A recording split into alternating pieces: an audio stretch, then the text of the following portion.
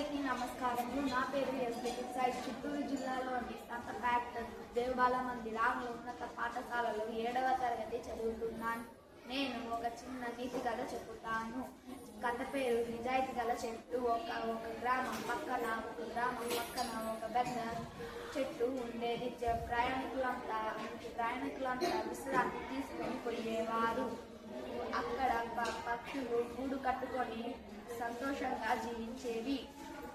ఒకరోజు ఒక మనిషి వచ్చి చెట్టును నరికివేస్తే నాకు చాలా డబ్బులు వస్తుందని అనుకున్నాడు. అతడు గొడ్డలిని తీసుకొని నరకడానికి సిద్ధమయ్యాడు. అప్పుడు చెట్టు మెల్లగా మాట్లాడడం మొదలుపెట్టింది. నేను నీకు ఎప్పుడైనా హాని చేశానా?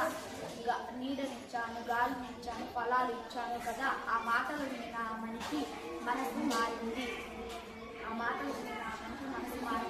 తన తప్పును గ్రహించిన ఆ మనిషి గొడ్డలిని పక్కన పెట్టాడు. కొంతకాలానికి ఆ గ్రామంలో పెద్ద కరువే ఏర్పడింది.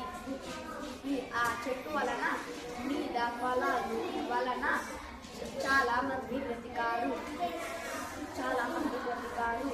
అప్పుడు ఆ మనిషి అర్థం చేసుకున్నాడు, మంచిని కాపాడితే అది మనల్ని కాపాడుతుంది. నిజాయితీ మరియు కృతజ్ఞత మనల్ని మంచి కాపాడుతుంది.